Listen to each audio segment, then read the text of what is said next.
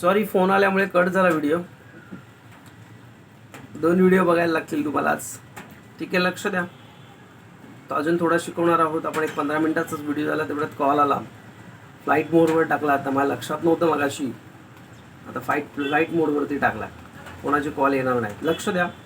Major industrial regions of the world. Industrial region are those areas where concentration to industrial has occurred due to favorable geo-economical conditions. आता या उद्योगांची जी स्थापना झालेली असते किंवा उद्योगधंदे जिथे डेव्हलप झालेले असतात, हे तिथल्या भौगोलिक परिस्थितीनुसार, तिथल्या हवामानानुसार, तिथल्या सोयीसुविधानुसार हे तयार केले जात असतात. These are areas within which manufacturing industries is carried out to relatively large scale, employing large proportions of working populations. बघा, आता ज्या ठिकाणी ही इंडस्ट्रीज वाढतात, मॅन्युफॅक्चरिंग इंडस्ट्रीज वगैरे वाढतात, त्या ठिकाणचं मग बकाल क्षेत्र वाढतं. म्हणजे थोडक्यात काय, पॉप्युलेशन, तिथल्या विभागातली लोकसंख्या ही वाढण्याचा प्रयत्न वाढते. Aggregations, agglomerations of industries, dense population growth, large labour force, त्यासाठी याच्यावर आधारित बऱ्याचशा गोष्टी असतात. अजून उद्योगधंद्यांची संख्या जास्त होते, पॉप्युलेशन ग्रोथ होतं, लोकसंख्येची वाढ होते, लेबर फोर्स जास्त लागते, employment to large working populations, बऱ्याच लोकांना कामधंदे सुद्धा मिळतात. अ लार्ज नेटवर्क ट्रान्सपोर्टेशन मोठ्या प्रमाणावरती होतं. एक्सलंट कम्युनिकेशन फॅसिलिटीज तिथे तुम्हाला चांगल्या दळणवळणाची सोय वगैरे चांगल्या प्रकारचे मिळतात. त्याच्या पुढे नकाशा आहे, त्याच्या पुढच्या पेजवरती, आणि त्याच्या पुढच्या पेजवरती 2 चार्ट आहेत बघा, दोन्ही पेजवरती. ते जरा व्यवस्थित वाचा, म्हणजे तुम्हाला समजेल की कुठे कुठे काय काय आहे, कुठकुठले उद्योगधंदे कुठकुठल्या प्रदेशामध्ये आहे. ओके. त्याच्यानंतर classification based on a source of raw materials. कच्च्या मालाच्या स्रोतानुसार केलेले उद्योगाचं वर्गीकरण हे पाठांतर करायचं आहे. ज्यांना भूगोलचा टॉपिक आहे, भूगोल आहे, आणि आता हे पाठांतर करायचं. बघा, जेवढं मी शिकवतोय हा पॉइंट्स पूर्ण पाठांतर करायचा. हा परीक्षेला येतो. Classification based on the source of raw materials. Agro-based industries, agriculture produce is a process, is their sector, this sector. For example, sugar mills, cotton textile mills, food processing units. बरं ना. कृषीवर आधारित उद्योग म्हणजे काय? साखर कारखाने, कापड गिरण्या, अन्नावर केल्या जाणाऱ्या प्रक्रिया याच्या संबंधित उद्योग. Marine based industries, these refers to all units involved in processing and canning fish products and other marine products. For example, fish oil, ornamental objects, seashells, etc. बरं ना. सागरी उत्पन्नावर आधारित कोणकोणते उद्योग आहेत? मत्स्य व्यवसायावर आधारित उद्योग ज्याला म्हटलं जातं. त्याच्यामध्ये काय होतं? मत्स्योत्पादनावर प्रक्रिया करून डबा हवा बंद करणे, मोती, शंख शिंपणे, मत्स्य तेल, माशाचं तेल काढणे, माशांच्या हाडापासून शोभिवंत वस्तू तयार करणे. Forest based industries, products from the forest of the process in the sector wood is made into paper or provides timber for various use. The manufacturing of the resins, gums, colors, dyes, fragrant oils and a turpentine forest based. बरं ना. जंगलावर वनावर आधारित उद्योग असे कोणते? तर यामध्ये झाडाच्या चिपाडापासून, उसाच्या चिपाडापासून कागदाची निर्मिती केली जाते. जहाज बांधणीचे मोठमोठे व्यवसाय चालतात.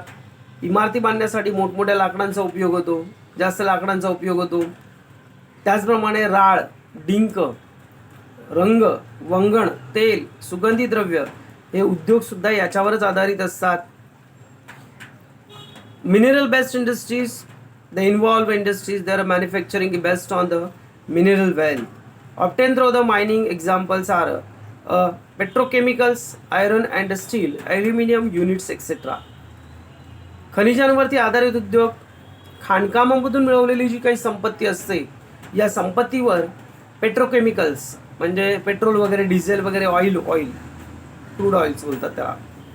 लोहपोलाद उद्योग, ॲल्युमिनियमचे उद्योग ही प्रमुख त्याच्यावरची उदाहरणं आहेत. पोस्टल बेस्ड इंडस्ट्रीज म्हणजे काय तर थोडक्यात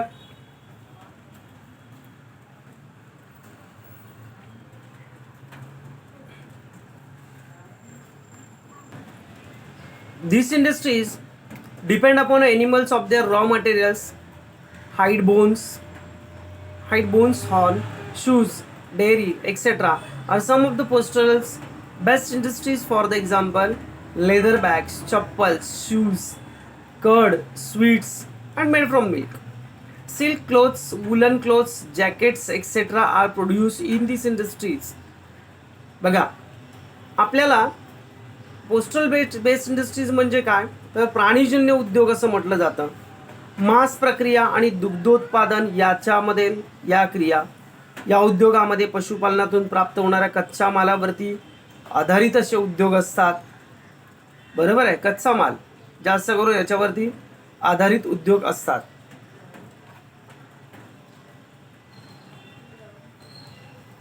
बरोबर आहे. त्यानंतर प्राण्यांचे केस, कमावलेली कातडी, हाडे, शिंग, दूध, मांस इत्यादी कच्चा माल या उद्योगात वापरला जातो. बरोबर आहे.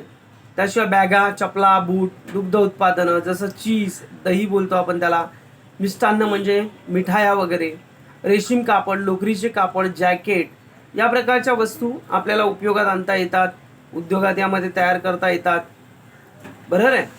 आता भांडवल गुंतवणुकीनुसार म्हणजे जर मोठ्या प्रमाणावरती भांडवल गुंतवलं म्हणजे पैसा गुंतवला तर त्यावर आधारित मोठे उद्योग, बरं ना, सूक्ष्म लघु उद्योग आणि छोटे उद्योग, मीडियम साईजचे उद्योग आणि लघु उद्योग अशा प्रकारे 3 प्रकार पडतात त्याचे.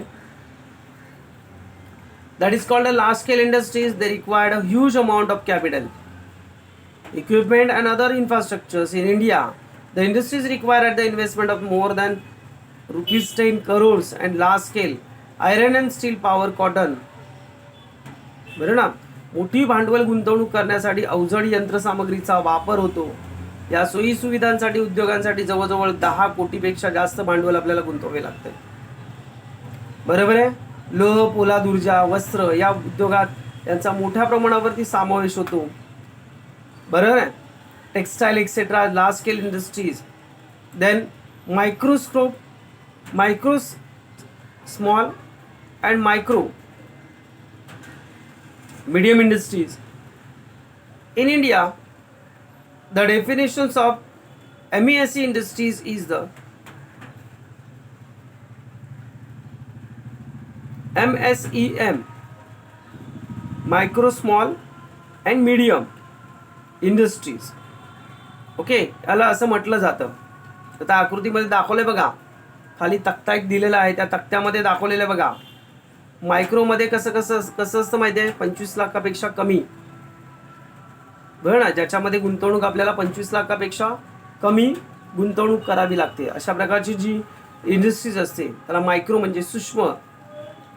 डज नॉट एक्सिड 10 lakhs, त्याच्यामध्ये जास्तीत जास्त 10 लाखापेक्षा जास्त गुंतवणूक करायची होत नाही.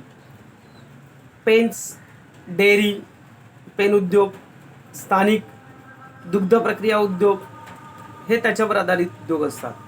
स्मॉल इंडस्ट्रीजमध्ये 25 लाखापेक्षा जास्त आणि 5 कोटीपेक्षा कमी म्हणजे 5 करोडपेक्षा कमी भांडवल गुंतावे लागते.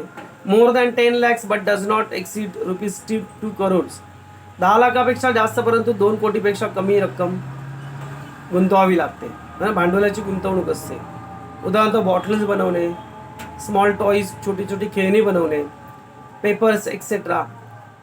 मध्यम प्रकारची इंडस्ट्री जी असते, more than 5 crores but does not exceed rupees 10 crore, 5 करोडपेक्षा तुम्हाला जास्त आणि 10 कोटीपेक्षा कमी, 10 करोडपेक्षा कमी.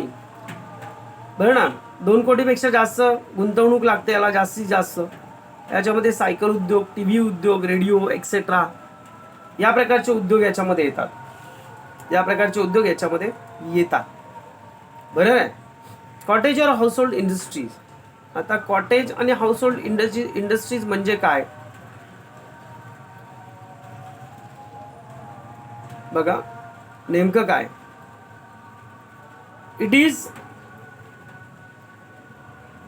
It is the most basic type manufacturers characterized by manual production using a locality available raw materials at a very small scale or at home. The goods are generally products as a consumptions for the scale in local market. Little capital and transportation cost is involved. Potters, weavers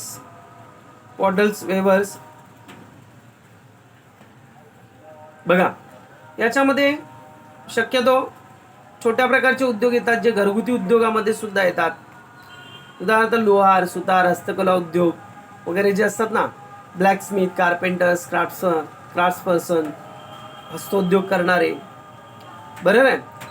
R some of the major groups engage cottage industry. These industries required good skills. Their importance has increased the present times. Some of these products have great demand abroad, hence they are exported. For example, Paithani sarees, Indian quilts, etc. याच्यामध्ये कसं असतं माहिती आहे का, बरेचसे उद्योग असे आहेत की स्वतःच्या कौशल्यावर आधारित असतात, बरोबर आहे. आणि या उत्पादनांना प्रदेशात सुद्धा मोठी मागणी असते. उदाहरणार्थ रजई विणणे, पैठण्या विणणे, अशा प्रकारचे जे उद्योग असतात ना, अशा प्रकारचे उद्योग. Okay, then classification based on the natural of output.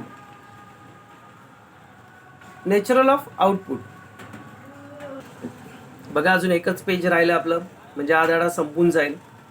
हे एक छोटंसं टॉपिक आणि एक पेज राहिलं आहे, शिकून टाकूया. म्हणजे कसं माहिती आहे तुम्हाला, परत नेक्स्ट लेक्चरला आपल्याला फ्रेश लेसन चालू करता येईल. Okay, classification based on the nature of outputs.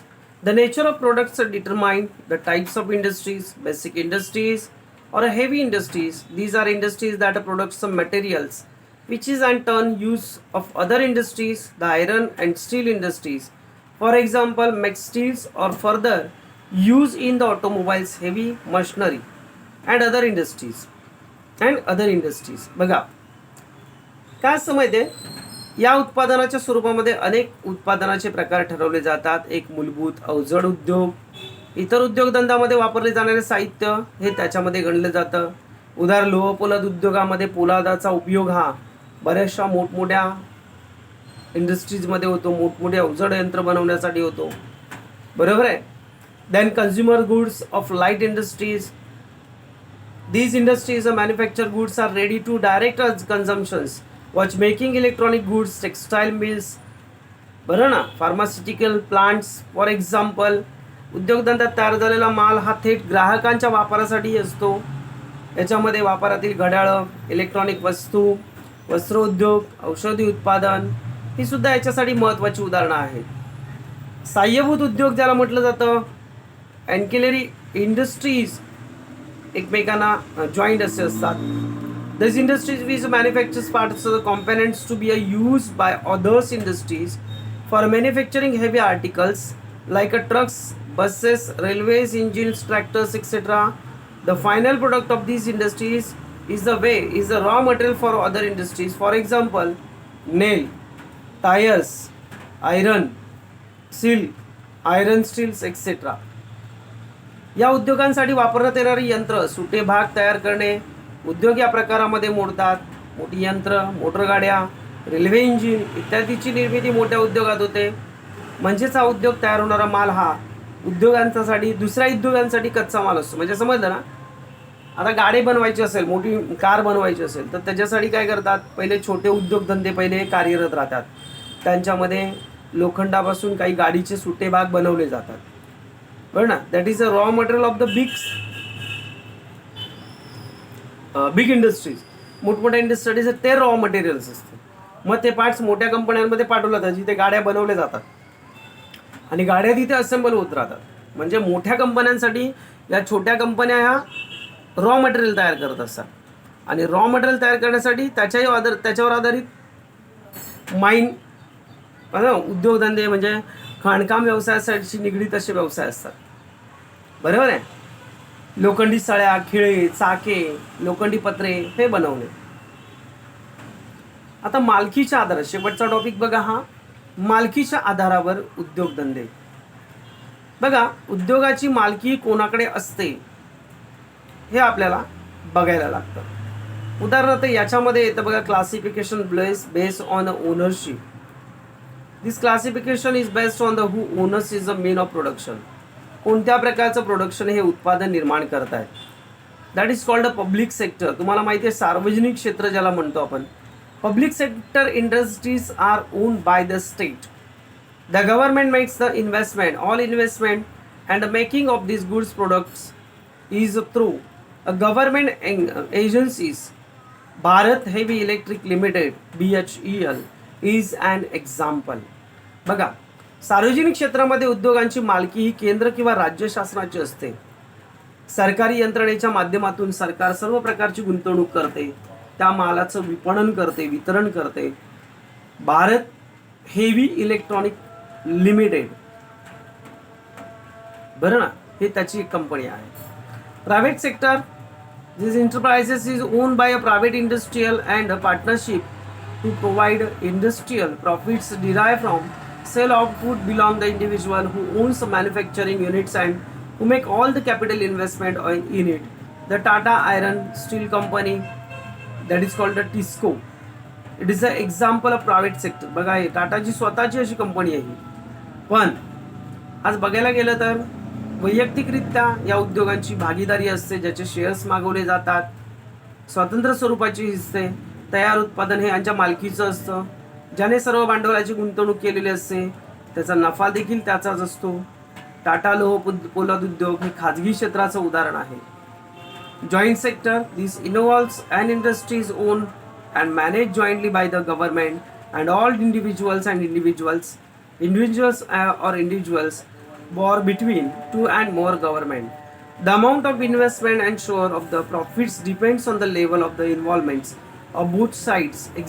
For example, MNGL, Maharashtra Natural Gas Limited. बघा, संयुक्त श्रेष्ठ क्षेत्र बोलतात त्याला. दोन सरकारी संस्था किंवा व्यक्ती किंवा खाजगी संस्था या दोघांच्या एकमेकांच्या समीपातून या प्रकारचं सेक्टर निर्माण झालेलं असतं.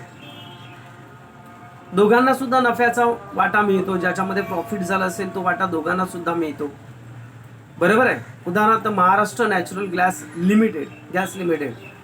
सहकारी क्षेत्र, co-operative sectors, a group of industries, individuals pools resource and the manage and industrial. All profits losses and shared among the members of the corporative units. Many textiles, sugar mills, units fractions functions as a corporative. Example, Amul. बघा, सहकारी क्षेत्र या उद्योगधंद्यामध्ये अनेक गटांनी मिळून उभारलेल्या रकमेदारी सहकारी तत्वावर चालले जातं. म्हणजे एक 7-8 पार्टनर एकत्र येतात आणि ही इंडस्ट्रीज उभी करतात. बरोबर आहे. याच्यामध्ये सहकारी संस्थेच्या सदस्यामध्ये उद्योगात झालेला नफा तोटा विभागला जातो. आज दूध कंपन्या ज्या आहेत, दुग्ध कंपन्या, साखर उद्योग, वस्त्र उद्योग याच्यामध्येच मोडतात. उदाहरणार्थ अमूल ही जे आज बघा नावाजलेली कंपनी, अमूल मिल्क वगैरे, अमूल बटर्स वगैरे, अमूलचे बरेचसे प्रोडक्ट आज आपल्याला पाहायला मार्केटमध्ये मिळतात. आज नाव झालेलं आहे त्याचं, त्यामुळे बरेचसे प्रोडक्ट अमूलचे आपण घेतो. बरोबर आहे. MNCs बहुराष्ट्रीय उद्योग, खाजगी आणि सार्वजनिक उद्योगमध्ये जेव्हा सेवा उद्योगांचं क्षेत्र जेव्हा एका देशापुरतंच मर्यादित राहत नाही, तर ते बाहेरच्या देशात सुद्धा विस्तारलं जातं. When operates of privately own industries, public own industries extend of more than one country, such industries are called multinational corporations. They have headquarters in the main country where they are registered. For example, Hindustan Lever Private Sector headquarters London, and Oil Natural Gas Corporation ONGC. This public sector has a headquarters of the Dehradun. Factor like a cheap labor, technical skills, lower cost productions, availability of market, other countries lead to establish to such industries. बघा, उदाहरणार्थ Hindustan liver निगम याचं मुख्य विभाग कुठे आहे? UK ला आहे, लंडनला. तसेच सार्वजनिक क्षेत्रातील तेल आणि नैसर्गिक वायू उत्पादन ONGC ज्याला आपण म्हणतो, याचं मुख्यालय देहरादूनला आहे. यांच्यामध्ये स्वस्त मजूर पुरवठा, तांत्रिक कुशलता, उत्पादन खर्चातील वजावट, बाजारपेठेची उपलब्धता या सगळ्या गोष्टीची कारणं असतात. समजलं? याच्यावरून आपल्याला समजलं असेल की उद्योगधंद्याचं स्थानिकीकरण कसं होतं, त्याच्यावर कोणकोणते घटक परिणाम होतात, घटकांचे परिणाम होतात, बरं ना. तुमचा जर स्वतःचा उद्योग स्थापन करायचा असेल तर तुम्हाला काय काय गोष्टींची आवश्यकता असेल, काय काय करायला लागेल, हा धडा तुम्ही जर व्यवस्थित वाचला तर तुम्हाला समजेल तुम्हाला स्वतःचं एस्टॅब्लिशमेंट कशा पद्धतीत करायचं आहे. बरोबर आहे. कारण तो उद्योगाच्या स्थापनेसाठी निवडाल का, तुमची कल्पना वर्गात इतरांशी चर्चा करा म्हणजे तुमच्या लक्षात येईल. बरोबर आहे. टाईप्स ऑफ इंडस्ट्रीज कशा पद्धतीत ते का चार्टमध्ये खाली दाखवलेलं आहे बघा. ओके, ते पण वाचा म्हणजे लक्षात येईल. मगाशी तुम्हाला सांगितलेला जो मी प्रश्न होता तो प्रश्न तुम्ही पाठ करायचा आहे. ओके, आज आपण भूगोलचं हा धडा संपवलेला आहे. कितवा धडा संपवला माहिती आहे ना तुम्हाला, की आज आपण 5वा धडा संपवलेला आहे. बरोबर आहे. आता 6व्या धड्याला आपण नेक्स्ट टाइमला आपण पुढच्या आठवड्यामध्येच चालू करणार आहोत. Bye, have a nice day. आणि हां, उद्या तुमचा कोणताही लेक्चर नसतो. बरोबर आहे. पण उद्या शुक्रवार आहे. उद्या मी तुम्हाला सोशॉलॉजीचं लेक्चर टाकणार आहे आणि परवा तुम्हाला सुट्टी असेल गणपती निमित्त. शनिवारी गणपती येत आहेत मोस्ट ऑफ, त्यामुळे परवा तुम्हाला सुट्टी देईल आणि उद्या तुमचा तो लेक्चर होईल. उद्या तुमचा कोणताही लेक्चर नसतो कारण की उद्याचा दिवस जो आहे तो मी तुमचा पेपरसाठी ठेवलेला आहे. बरोबर आहे. आज चालू झाल्यावर पेपर होतील, पण तरीसुद्धा एक पेपरसाठी आपण तो राखीव दिवस ठेवलेला आहे. तुम्हाला माहिती आहे का, एक गोष्ट लक्षात ठेवा, आज आपलेच लेक्चर असे आहेत, आर्ट्स आणि 10वीचे लेक्चर आणि आर्ट्सचे लेक्चर हे कंटिन्यू होत आहेत. कंटिन्यू होतात. प्रत्येक लेक्चर होतं. कॉमर्सचे आणि सायन्सचे लेक्चर हे नेटवर्क प्रॉब्लेममुळे बरेचसे लेक्चर होतच नाही आहे. आठवड्यातून एखाद दुसरा लेक्चर तरी होत नाही. आता 2 दिवस मॅथ्सचा लेक्चर झालाच नाही कारण स्वातीताई जाऊन बसले गावाला. Network problem. बरीच मुलं मिळतात, बरीच मुलं मिळत नाहीत, बरीच लोक अटेंड करतात, बरीच लोक अटेंड करत नाहीत. हा प्रॉब्लेम सर्वात मोठा आहे. ठीक आहे. बाय.